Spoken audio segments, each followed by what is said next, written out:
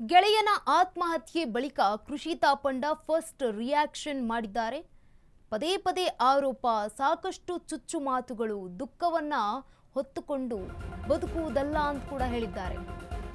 ಗೆಳೆಯನ ಆತ್ಮಹತ್ಯೆಯ ಬಳಿಕ ಕೃಷಿ ತಾಪಂಡ ಫಸ್ಟ್ ರಿಯಾಕ್ಷನ್ ನೀಡಿರುವಂಥದ್ದು. ಪದೇ ಪದೇ ಆರೋಪ, ಸಾಕಷ್ಟು ಚುಚ್ಚು ಮಾತುಗಳು, ದುಃಖವನ್ನ ಹೊತ್ತುಕೊಂಡು ಬದುಕುವುದಲ್ಲ,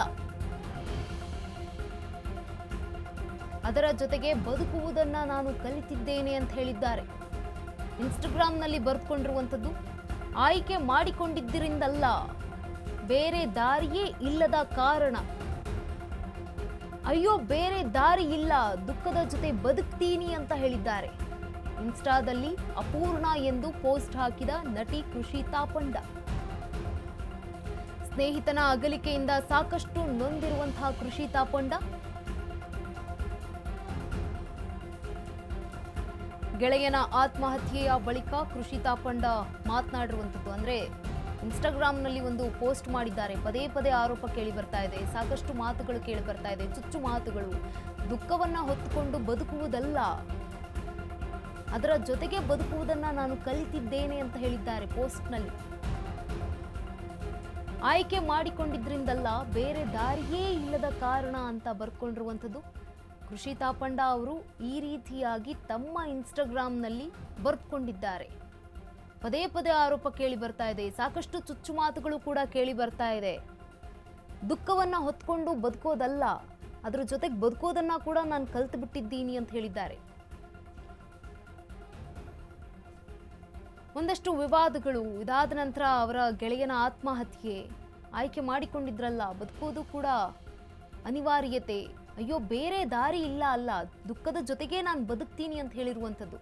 ಇನ್ಸ್ಟಾದಲ್ಲಿ ಅಪೂರ್ಣ ಅಂತ ಕೂಡ ಪೋಸ್ಟ್ ಹಾಕಿರುವಂಥದ್ದು ಸಾಕಷ್ಟು ಚರ್ಚೆಗೆ ಈಗ ಕಾರಣ ಆಗ್ತಾ ಇದೆ. ಸಾಕಷ್ಟು ಚುಚ್ಚು ಮಾತುಗಳು ಕೂಡ ಅವರಿಗೆ ಹೇಳಲಾಗ್ತಾ ಇರುವಂಥದ್ದು. ಅಂದರೆ ಬೇರೆ ಬೇರೆ ಅವರು ಆ ರೀತಿಯಾಗಿ ಮಾತನಾಡಿರುವಂಥದ್ದು, ಕೇಳಿ ಬರುವಂತಹ ಮಾತುಗಳು ಕುಗ್ಗಿಸ್ತಾ ಇರುವಂಥದ್ದು. ಏನು ಮಾಡೋಕ್ಕಾಗುತ್ತೆ, ಏನು ಮಾಡೋಕ್ಕಾಗಲ್ಲ, ದುಃಖದ ಜೊತೆಗೆ ನಾನು ಬದುಕ್ತೀನಿ ಅಂತ ಅವರೇ ಸ್ಪಷ್ಟನೆಯನ್ನು ಕೊಟ್ಟಿರುವಂಥದ್ದು. ಅದರ ಜೊತೆಗೆ ಬದುಕುವುದನ್ನು ನಾನು ಕಲಿತಿದ್ದೇನೆ, ದುಃಖದ ಜೊತೆಗೆ ನಾನು ಬದುಕೋದನ್ನು ಕಲಿತಾ ಇದ್ದೀನಿ ಅಂತ ಕೂಡ ಹೇಳಿದ್ದಾರೆ. ಆಯ್ಕೆ ಮಾಡಿಕೊಂಡಿದ್ರಿಂದಲ್ಲ, ಬೇರೆ ದಾರಿ ಇಲ್ಲದ ಕಾರಣ ನಾನು ದುಃಖದ ಜೊತೆಗೆ ಇರ್ತೀನಿ ಅಂತ ಹೇಳಿರುವಂಥದ್ದು. ಕೃಷಿ ತಾಪಂಡ ಅವರು ಈ ರೀತಿಯಾಗಿ ಇನ್ಸ್ಟಾಗ್ರಾಂನಲ್ಲಿ ಒಂದು ಪೋಸ್ಟನ್ನು ಹಾಕ್ಕೊಂಡಿದ್ದಾರೆ. ಜೊತೆಗೆ ಆ ಒಂದು ಪೋಸ್ಟ್ನಲ್ಲಿ ಅಪೂರ್ಣ ಅಂತ ಕೂಡ ಬರ್ಕೊಂಡಿದ್ದಾರೆ. ಸ್ನೇಹಿತನ ಅಗಲಿಕೆಯಿಂದ ಸಾಕಷ್ಟು ನೊಂದು ಹೋಗಿರುವಂಥವ್ರು. ಸ್ನೇಹಿತ ವೈಶಾಖ್ ಉಪಾಧ್ಯಾಯ್ ಅವರು ಕೂಡ ಒಂದು ಆತ್ಮಹತ್ಯೆ ಮಾಡಿಕೊಂಡಿರುವಂಥದ್ದು. ಅದು ಕೃಷಿ ತಾಪಂಡ ಅವರ ಫ್ಲ್ಯಾಟ್ನಲ್ಲಿಯೇ. ಇಬ್ಬರು ಕೂಡ ಒಳ್ಳೆಯ ಉತ್ತಮ ಸ್ನೇಹಿತರಾಗಿದ್ದರು. ಒಂದಷ್ಟು ಕಾರಣಗಳು ಇದ್ದೇ ಇರುತ್ತೆ. ಯಾವ ಕಾರಣಕ್ಕೋಸ್ಕರ ಅವರು ಆತ್ಮಹತ್ಯೆ ಮಾಡಿಕೊಂಡ್ರೋ ಏನೋ ಗೊತ್ತಿಲ್ಲ. ಆದರೆ ಸಮಾಧಾನ ಕೂಡ ಮಾಡಿದ್ರು ಕೃಷಿ ತಾಪಂಡ. ಅಷ್ಟರಲ್ಲಿ ಎಲ್ಲವೂ ಕೂಡ ಕೈ ಮೀರಿ ಹೋಗಿತ್ತು.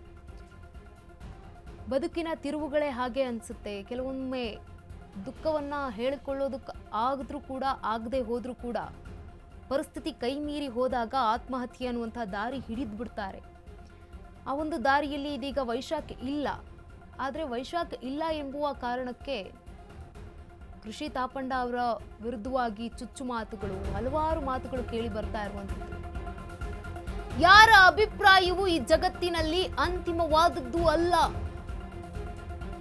ಅವರ ಯಾರದ್ದೋ ಚಿಂತನೆ ನಿಮ್ಮ ವ್ಯಕ್ತಿತ್ವ ರೂಪಿಸುವುದಿಲ್ಲ.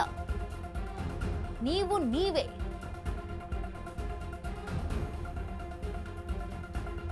ಬಸ್ಸಿನಲ್ಲಿ ಯಾವನೋ ನಮ್ಮ ಕಾಲನ್ನ ತುಳಿದ್ರೆ ಸರಕ್ಕನೆ ನಿಮ್ಮ ಕಾಲನ್ನ ತೆಗೆದುಕೊಳ್ತೀರಾ ಅಲ್ವಾ ಅಂತ ಪ್ರಶ್ನೆ ಮಾಡಿದ್ದಾರೆ. ಹಾಗೆಯೇ ಅವಮಾನದಿಂದ ಕುಸಿದು ಮೂಡ್ನಿಂದ ನಿಮ್ಮ ಮನಸ್ಸನ್ನ ಈಚೆಗೆ ಎಳೆದುಕೊಳ್ಳಿ ಅಂತ ಹೇಳಿದ್ದಾರೆ. ಈ ಸಾಲುಗಳು ಉಳಪುಟ ಶೇರ್ ಮಾಡಿದ ಕೃಷಿ ತಾಪಂಡ. ಇನ್ಸ್ಟಾದಲ್ಲಿ ಕೃಷಿ ಹಾಕಿರುವಂತಹ ಪೋಸ್ಟ್ ಇದೀಗ ಸಖತ್ ವೈರಲ್ ಆಗ್ತಾ ಇರುವಂಥದ್ದು. ನೋವು, ಅಪಮಾನದಿಂದ ಸಾಕಷ್ಟು ನೊಂದು ಹೋಗಿದ್ದಾರೆ ಕೃಷಿ ತಾಪಂಡ. ಇದೀಗ ಭಾವುಕ ಪೋಸ್ಟ್ ಹಾಕಿರುವಂಥದ್ದು ಇನ್ಸ್ಟಾಗ್ರಾಂನಲ್ಲಿ.